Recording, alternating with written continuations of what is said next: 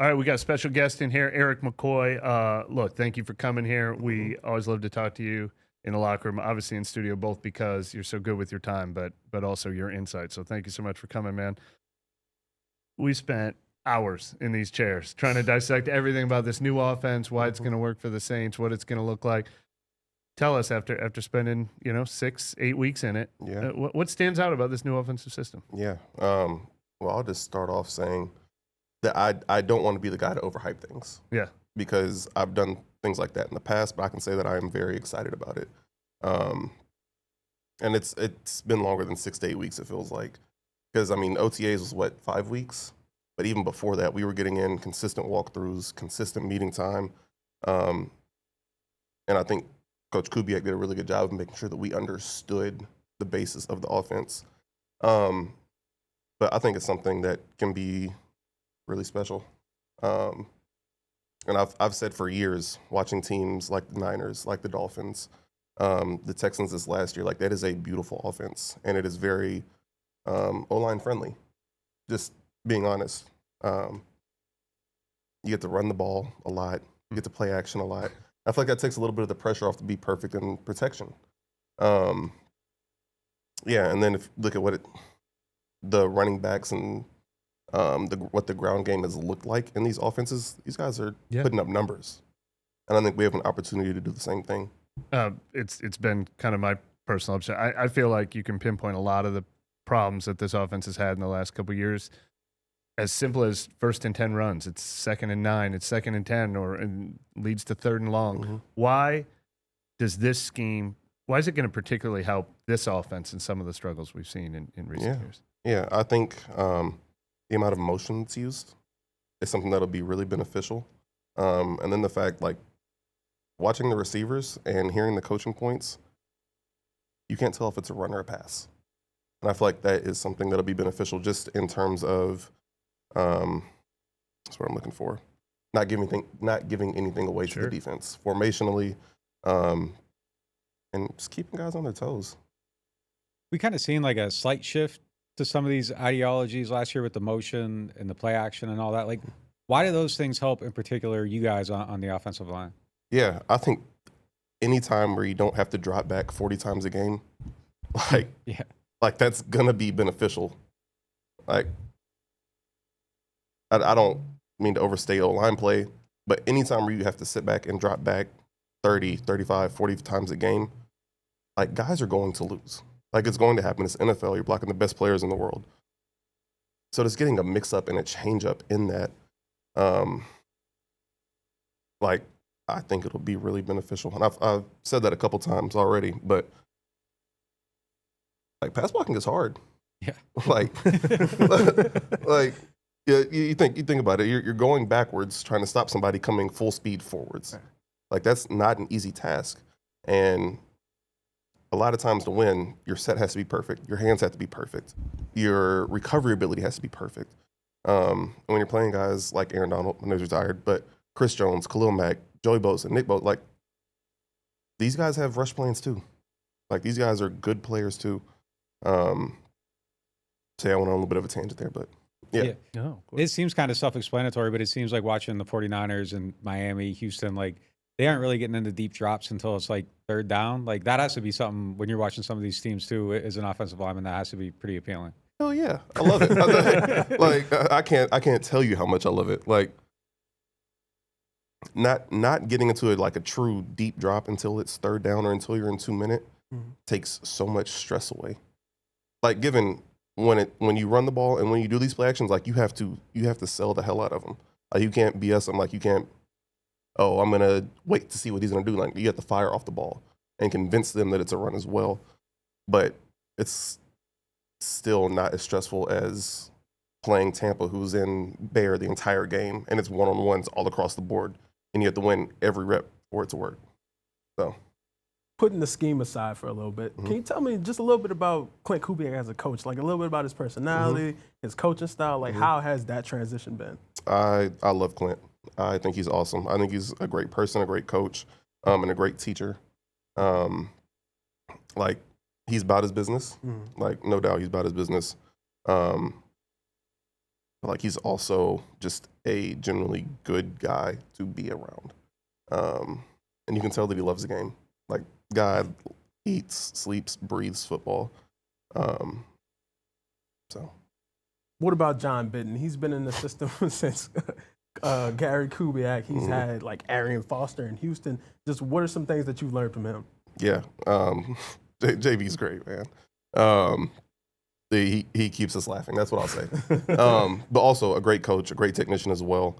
And I think that he is going to take our young players to another level, especially because he's been in the system for so long. He's coached so many guys through this system. And yeah. We heard all about the Shawn Payton play calls forever and what they sounded like. What is the difference in kind of just the verbiage of this offense, and how's that adjustment been? Well, we went from the Shawn. Play calls are extendo, long. We loosened the verbiage a little bit, put it into a couple one-word plays, and I think in this offense there's actually a nice mix. Like, you'll have plays that are like telling everybody what to do, and then you have your one-worders as well, you know, for tempo, for just so it's not 22 words to call the play. So yeah, I mean, I don't really know what else to say about that, but Just the last offense with the hurry up stuff, like, did the hand signals and stuff ever change? Like, what was the process with trying to change that stuff up? And then, I don't know, now you guys got like the one word, so I'm assuming maybe that'll be a little bit different when you go to it. hand signals were not a thing for me. That was more to receivers, backs, all those things. Like, my sister would actually talk about those all the time. She's like, "What is he doing when he's like this?" I'm like, "I have no clue." He's telling the receiver something. Yeah.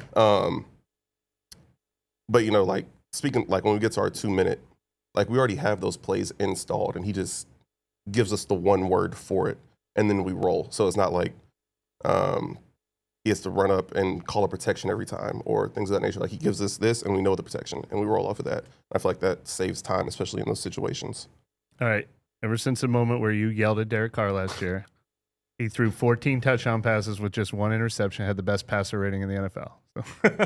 So, look, I'm not over dramatizing that moment. Those are real stats, and I just want to know, like, we did see an adjustment period with chemistry with his receivers, how everyone communicates with each other, and it feels like all that stuff is really good this offseason. Like, what do you see from how big of a deal it is that the quarterback is now here in year 2? Yeah, I think it's huge. I mean, even though it is a new offense, like, I feel like anytime where you are the guy for so long and then you have to transition to somewhere else, like, it's going to be different. Like, if I got to year 8, 9, 10 and the Saints were like, "Hey, get up out of here," or they trade me or they cut me or whatever happens, my contract expires and they don't renew it, like, and I had to go somewhere else, that would be an adjustment. Like, that would be a huge change for me. Like, my whole life is here. Like, everything is here. I'm just trying to relate it back to myself. Yeah. Like, saying, like, that could be hard. But ultimately, like, I know Derek and I know Derek's heart, and he wants what is best for this team. Like, the guy is a winner through and through. He's a great teammate, a great friend. And, like, I'm excited for what he can do this year. No, I think we see that. I think he's conveying that this offseason. I think it stands out. The other buzzword we've heard a lot about is accountability. I think players were talking about it in the locker room last year. I know management was talking about after the season about speeches they gave to players. How much did that need to improve, and how much have you already seen that improving this offseason? Yeah, I've said it a couple times to different media members, but I think from a coaching standpoint, like, I think there's a noticeable difference just in our offensive meetings. Like, you get to see kind of the intricacies of every position and that position coach and offensive coordinator holding that player or position group accountable. I think that's really cool to see just because it's not something that I feel like I've really seen a lot of in the past. But yeah, then I think one of my personal big challenges this offseason was to be a better leader. Like, okay, there's a C on your chest, but what are you doing to actually not earn it, but display that? Like, I feel like traditionally being a lead by example guy, like, I'm gonna do the right thing and assume that others will follow, being a more vocal person and holding everyone else accountable. And I think that starts with the leaders, but then like there's different tiers. Like Caesar is a 5-year tenured vet in the offensive line room, second oldest guy, has played for however long. Like even though I might wear a C, he still has to assume that same responsibility throughout the offensive line room, even amongst, like I'm trying to think of how to explain it, even amongst the rookies. Like they have to have that accountability to themselves and to each other.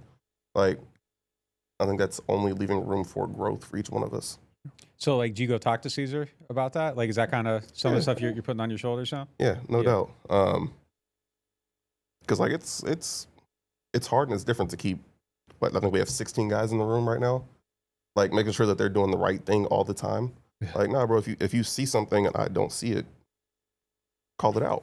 Talk to that. You don't have to call it out. Talk to that person, whether it's at an individual level or whether it's in the room, or like call out what you see is wrong. How's that been for you? Like, just kind of stepping outside of what's kind of natural for yourself? It's been different, that's for sure. And I'm learning a ton because I try not to be an angry guy, but there's times where I get upset, and you know I don't ever want to yell at a teammate or, unless it's Caesar. Me and Caesar yell at each other all the time. It's stupid. We yell at each other all the time. But yeah, I think just kind of like stepping outside of my comfort zone and being like, yo, bro, like that wasn't right. We need to do that rep again. Or you need to do that rep again if you're working by yourself or whatever. Like, and we have to, we have to each push each other to consistently pursue a model of perfection. And I feel like that's the only thing that will truly make our offensive line great. Is that a change you recognize yourself, or did somebody kind of say, hey, like, Eric, like you're the guy now, like you got to do this? I would say it's kind of a combination of both. Like wearing the C on my chest, like I'm like, okay, I need to grow, and I recognize that I need to grow in that area. But then like whoever it is, different people have been like, hey man, we can hear your voice a little bit more, and so a nudge and an internal want to do that. Yeah, that makes sense. Now you are kind of the vet in the room. There's some new guys and some guys trying to lock down spots on the line.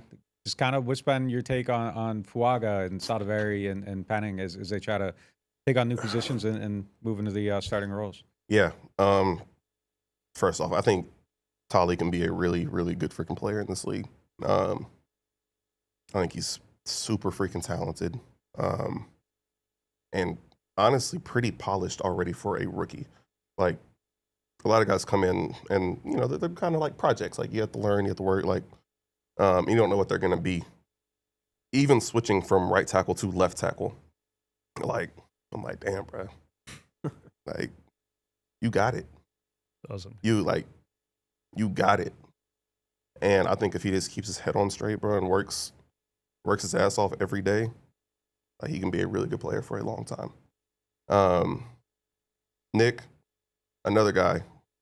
I mean, battled injuries last year, had surgery at the end of the season, and I think completely changed his body throughout the offseason.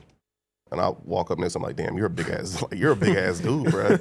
Like, I think he has all of the physical talent in the world, and he just has to put it together in camp.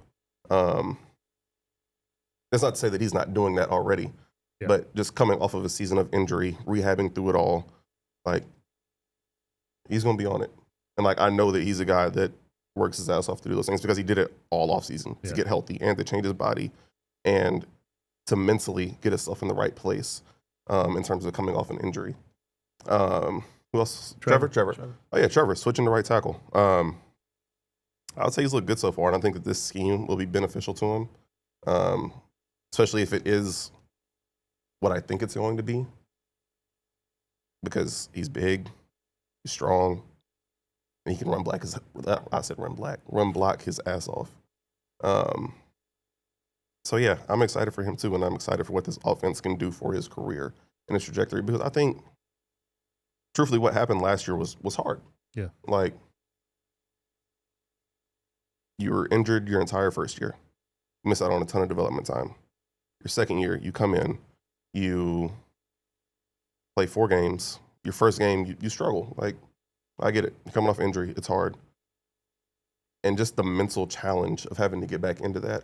I would say that he's in a good space right now, and I think moving to right and the confidence that this new coaching staff is instilling in him can change the trajectory of his career. And that left guard spot, like there's been a lot of turnover since you've been here. What's it like for you every time that you have to start playing with someone new? Is there a chemistry period? Is there learning how to communicate? Like what's it kind of like putting a new guy in there? I mean, kind of is what it is. Yeah. I don't know. I feel like I'm at the point in my career where whoever you put next to me, like, we got to go ball. Like that just is what it is. Of course, there's little communication things, little communication cues. Like sometimes when me and Caesar are working together, like I don't have to say anything, and we just know what we're going to do. So sometimes you just have to exacerbate the communication, exacerbate the mic point a little bit more. Outside of that, you gotta go ball. Like you in there for a reason, no matter who you are. We know these are your guys. Mm-hmm. That's your brothers. These are the people you go to war with, Mm-hmm. including yourself, pound for pound. Mm-hmm. Who's the most athletic offensive lineman on the team? Jeez. Let me think for a second. There's some choices here now. There is. Yeah, Pound for pound is the Pound for key. pound. Is the key phrase. Pound for here. pound. Yeah. You know, it's true. And I'm a little bit older now. I ain't. Listen. You catch me year 1, year 2. Oh yeah. I'm saying me, 100%. Year 3, me, 100%. Over Armstead? Yeah, I guess he was a little bit older at that point. T-Stat was a little bit older. Yeah. T-Stat was a dog though. I'm trying to think. Gosh damn. Trevor's just a freaking unit. Caesar. Yeah. I can't say C strictly out of pride. Let me keep thinking. Now I'm gonna say me still. You? Yeah, me You still got the title? Me It's a still. good Yeah, choice. yeah, It's a yeah. good choice. I mean, they got me in the weight room. Okay. Like I ain't gonna lie to you, them boys stronger than me. That's what I was gonna ask. Them boys strong as hell. Yeah. But you put me we talking just change of direction, sprint speed, All of that. all that. Athleticism. I got them. Come on. I know for a factor in weight room and athleticism, like explosiveness. Right. They got me there. They got you running- I'll be honest with that. They got y'all running 110s? Who? Because it's a combination of strength, speed, all of that. But you say in terms of direction, you got it? Yeah. All right. They got me in strength though. Like it is what it is on that front. They got me. Yeah. Well, we're excited to see all of the athleticism, but this offense should fit you, right? I mean, it should, right? You don't want to overhype. You started with that. Yeah. Don't want to overhype, but I do think so. I mean, reaching shades has been something that I've been asked to do since I've been here, getting to the second level, and I think this offense will just exacerbate that. Like there will be more of it, and then, gosh dang, we got so many freaking screens installed. I'm still perfecting those because there's a lot of screens. Yeah. Well, I think that'll get my bad. No, I was gonna say. No, go ahead. Do you feel like guys or people like us, media in general, might be sleeping on you guys a little bit? You got this team, this talent, new offense. If everything fires the way it's supposed to, I can't say that, but I can say that nobody talks about us, and that's a good thing. That's fine. That's okay. Yeah. Don't talk about it. It's just, and we don't need to do any talking. Like we just need to go out there and play ball. Yeah. And that's it. Well, we look forward to seeing it when you actually have pads on, when you bring another team into California to practice against. Each step along the way. But obviously, thank you very much for giving us more insight than we could imagine in here. So thanks a lot, man. No doubt.